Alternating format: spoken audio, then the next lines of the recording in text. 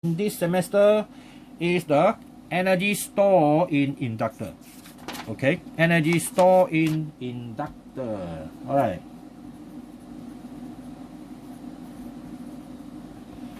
In an inductor. Okay, energy store in an inductor. Now we know that power is equal to IV. We are talking about self-inductor here, self-inductor only. Yeah. So the V is the induced EMF, which is this one, which we already know the equation actually. Okay, which we already know the equation, and this one is equal to what?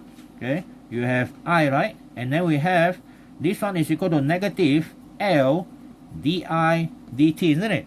So we move this one over to that side. So now it becomes P, this one, and equal to negative I di.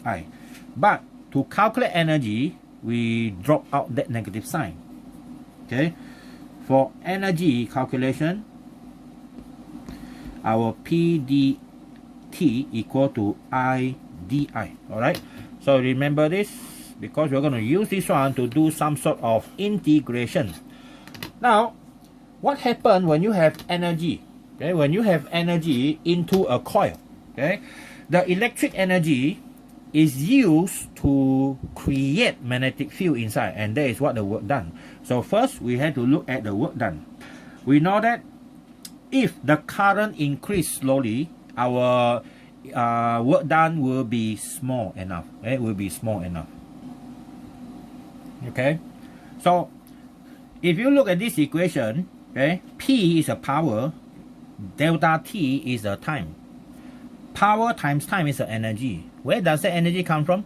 It is used, the electrical energy used to do work in pushing the charge into the coil to produce magnetic field.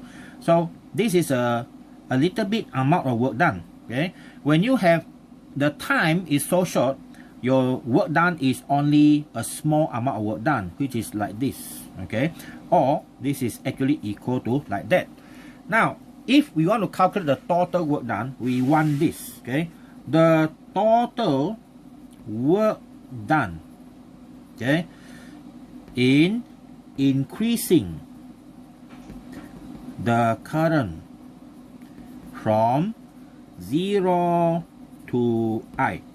Why we say work done in increasing the current from 0 to 1? Remember, when the current try to flow into the inductor, there is a back EMF producing the opposing current, right? So you go against that, you're doing work, okay? So you do work until you reach the maximum value. So the total work done is equal to this, 0 to I for total work done, okay? And finally you get this, 0 to I for the I di.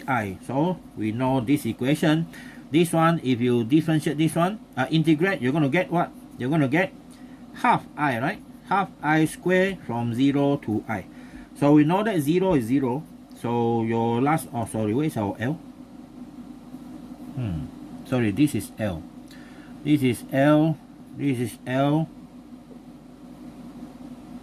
How come I got this thing here? L di. Okay. Li. Oh, I have one L and I here actually. Okay, have IL. I missed the L. L here, so I can take the L out. Okay, no problem already. So here we're going to put this one, take this one out, so it become half, okay, Li squared. So that's a formula to calculate the energy stored in an inductor. Okay, so this energy, okay, is this work done will finally convert to the energy stored inside, okay, an inductor. All right, so this is now our equation number 11. Okay, number 11. All right, so that's all for your physics 145. Okay, and for 150 you still have one last topic, that is a RCL AC. Okay, AC. Actually the AC also already existed in the physics 145, except the chapter are earlier chapter. All right, so good luck.